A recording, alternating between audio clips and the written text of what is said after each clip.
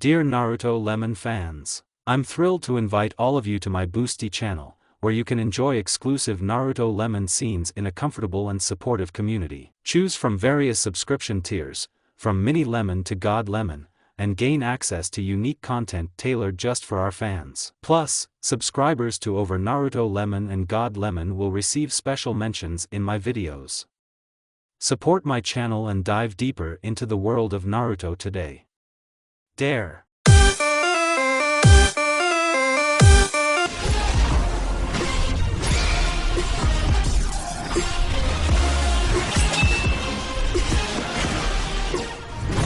Everyone knows that feeling when no one needs you. Many will call it teenage apathy, which makes you sick. But some, who have been or are in a similar situation, will understand. Each of us, whether a guy or a girl, wants to be loved by someone and love that person in return. Many will understand the feeling of being abandoned. Even worse is being abandoned without a proper explanation. They hurt you, but say they understand our pain. At this time, a feeling of disgust for everyone and for yourself arises. It seems as if your very existence was a mistake. You sit in a corner and remember the best moments when you were together. You don't smile, you cry. Everything inside you contracts with pain, with a thirst for everything to return. You want to feel happiness again. Some end their lives here, others try with all their might to cling to the thought, what will my family do without me? But what if a person has no one? Absolutely not. Some people start hitting themselves, calling themselves names, and humiliating themselves. This makes them feel better, temporarily. While the knuckles of the fists you used to punch the wall ache, you feel better knowing you hurt yourself. You sit, leaning against the wall, lost somewhere in memories, not noticing the tears. You're in pain. A day passes, too. It seems to get easier. Others think you're okay. He who behaves stupidly is lonely at heart. You give in to your emotions already at home. Choking with tears, you ask everyone to help. Anyone. But no one is there. Thoughts of kisses, hugs, sweet and warm words begin to form in your head. Not because you no longer love this person, but because you want to be loved. You want to be loved. You want their love. Another couple of days pass. It feels like you've let them go. You think about them without tears. Not because there is no pain, but because you have no more strength to cry. You feel like a bomb about to explode. Sad music plays in your headphones, causing you to think about how you die in their arms, saying your last words, looking into their eyes, realizing that you protected them. You protected them, but the price for this is your life. Deep down, you want this. You sit alone at school. No one wants to sit with you. Why? You're not like everyone else. It's offensive, really offensive. In class, you write equations, but in your thoughts, you're in your own world, where you're loved. Where there's someone who brings you happiness. You don't invent their image anymore, and you don't think about what you've lost. You just want to be like everyone else, to be a normal person.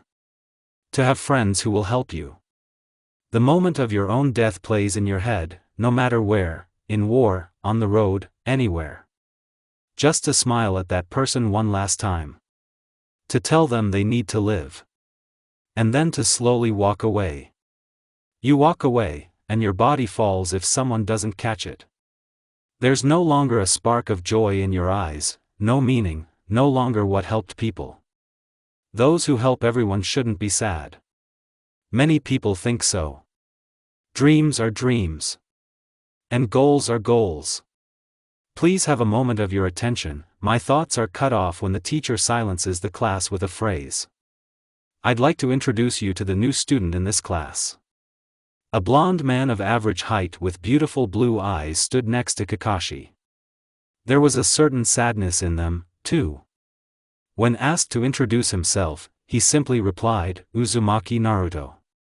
Tousled blonde hair, 3 strange stripes down each cheek.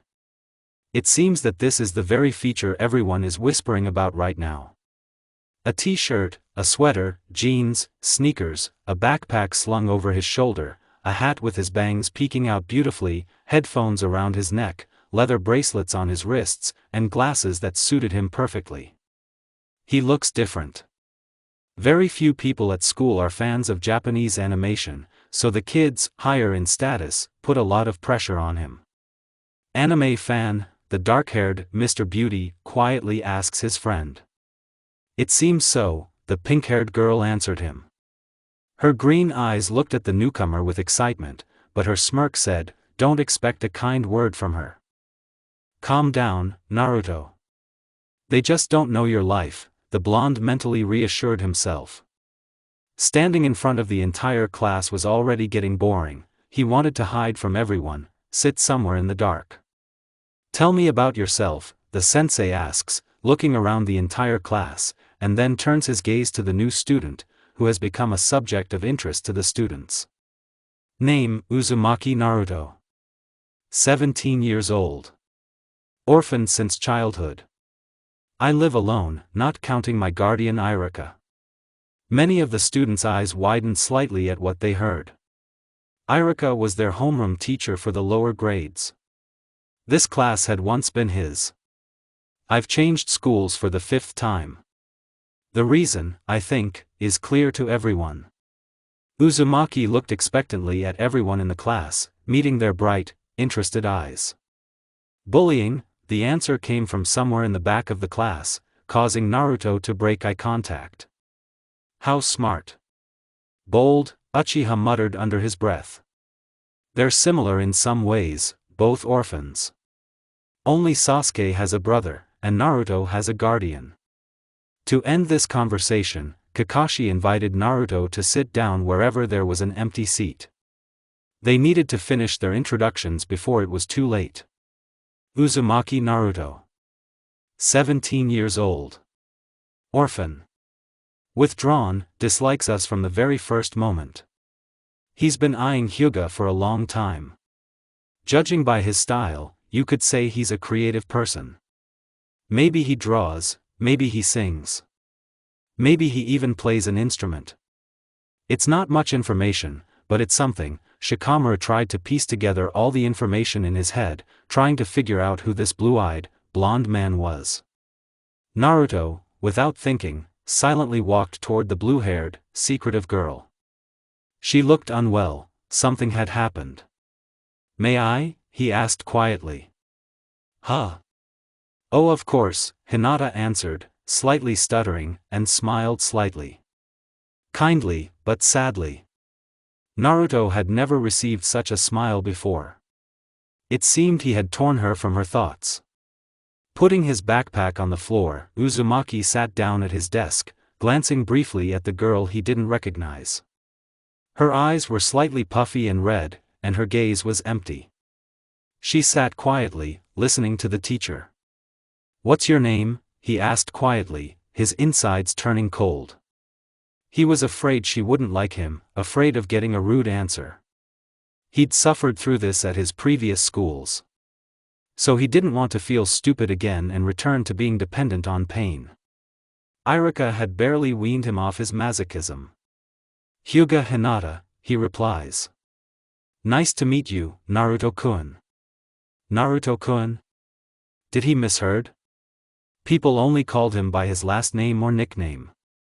Not the most pleasant nickname, Demon. What kid would like that? He was cheerful when he was little. But over time, he became quieter, more inconspicuous. And then he completely withdrew into himself, building a concrete wall topped with barbed wire around himself. This address to his person evoked a sweet half-smile. The rest of the lesson they were silent, each thinking about their own things. Many people think, if you've dealt with this, you can handle everything else. But have you ever thought about how hard it was for someone to cope? Maybe they were trying their hardest, but you think they can handle it. But what if they can't? A long break. The whole class went outside. The boys played soccer, and the girls sat on the grass and watched. Any other new student would have joined them, it wouldn't be a bad time to make friends. Yes, Naruto could play, and very well. But that wasn't what was worrying him right now. He was worried about where his new friend had gone. Grabbing the necessary things, Naruto decided to walk around the school. Maybe he'd find Hinata too. She needed to sit alone. Somehow, Naruto ended up on the school roof. That's where he found his lost lady. She cried. He just sat down next to me and asked me to tell him. Hinata needed to tell someone about the pain choking her inside. She needed to tell someone how much she wanted to beat her lover, to be cheerful and happy. She needed to talk about the thoughts that occupied her head, the kinds of death she imagined for herself. Naruto listened attentively, without interrupting. He understood Hinata's feelings like no one else. "Princesses don't cry," Uzumaki answered calmly to all this and wiped away Hinata's tears with the back of his hand. "Princess?" "That's right, he called her a princess." Naruto clearly believes in Hinata, she can handle it. If he's by her side, Hinata can do anything. It's much easier with two people than alone. "And you're also cute." What he heard made Hinata blush, almost fainting. The blue-haired girl sat quietly, trying not to disturb the peace of her new friend, who had brazenly settled himself on her lap. The headphones Naruto had placed on her ears were playing the soft music she loved. How he knew was a mystery to her. Perhaps they had similar tastes. Everyone was thinking about their own things. "Where did you get those stripes on your cheeks?" Hinata, deciding to break the silence first, asked the question that had arisen in her mind the first time they met. Now she lightly stroked the stripes with her fingertips. "I don't know," Naruto answered honestly and continued, "they say I've had them since birth. As a child, they also called me a fox. I was always being cunning. But I like them." Hinata asked a silent question with slight surprise. "They make my appearance special. By the way, your movements are pleasant," the blonde admitted with a smile. Hyuga's cheeks turned pink. After a brief rest on his new friend's lap, Naruto stood up and sat back down next to her, wrapping his arms around her. He was silently inviting her to him, which Hinata accepted and sat closer, captivated by the warm embrace. Naruto's presence made her happier, and she forgot about her pain and her unhappy love. "I've got it. Now that we've met," the blonde said slightly animatedly, stroking Hinata's head, "I won't let anyone hurt you. You're beautiful, sweet, special, so why should my princess be sad?" The words touched her soul and heart, causing the dark-haired girl to sob softly and cling closer to Naruto. A light kiss on the top of her head was more than enough, instead of a ton of words of encouragement. Uzumaki pulled her closer, as if something could tear them apart at any moment.